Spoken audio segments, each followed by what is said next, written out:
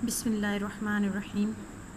आज हम उर्दू की दरसी किताब जो मिडल हिस्से के लिए उसमें से जमात हफ्तम के लिए सफ़ा नंबर 130 पर मौजूद मज़मून अल्लामा मोहम्मद इकबाल, हम अल्लामा मोहम्मद इकबाल के बारे में पढ़ेंगे।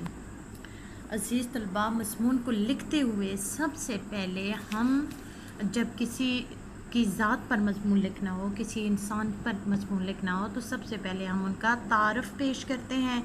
इसके बाद हम उनकी तालीम के बारे में बताते हैं।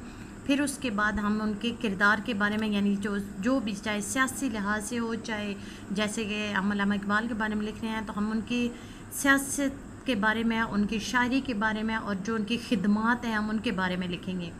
इसके बाद हम जो है उनकी वफ़ात के बारे में लिखेंगे। ठीक है, तारीफ़ में हम लिखेंगे कि इकबाल जो है वो हमारे शुअरा में बेहतरीन शायर थे और आप पाकिस्तान के कौमी शायर हैं। आप 9 नवंबर 1877 को सियालकोट में पैदा हुए। वालिद साहब का नाम शेख नूर मोहम्मद था और वालिदा का नाम इमाम बीवी था। ठीक है, इसके बाद आपकी इब्तदाई तालीम मौलवी मीर हसन से हुई।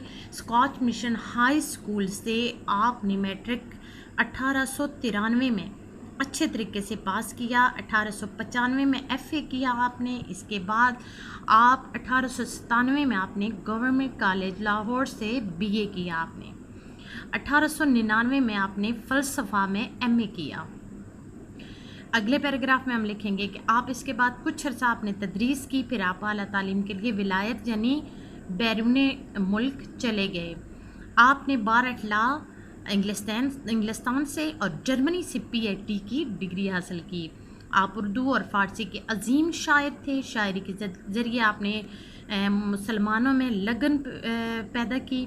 आपकी मशहूर किताबें बांगे दराज, ज़रबे कलीम, बाले जिब्रील वगैरह हैं। इसके बाद अगला जो पैराग्राफ में उसमें हम लिखेंगे आप हर दिल अजीज़ इंसान थे। सारे प्रोफेसर, तलबा, सारे लोग आपसे मोहब्बत करते थे और आपकी से अकीदत रखते थे। और इसी तरह जो आपने शायरी लिखी, आपका कलाम दूसरी ज़ुबानों में भी ढाला गया।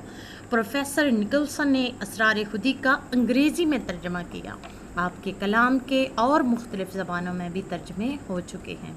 इसके बाद हम आपकी वफ़ात के बारे में लिखेंगे कि 21 अप्रैल 1938 को आपका इंतकाल हुआ और आपके इंतकाल की खबर जंगल के आग की तरह हर तरफ फैल गई। हर कोई अफसरदा हो गया।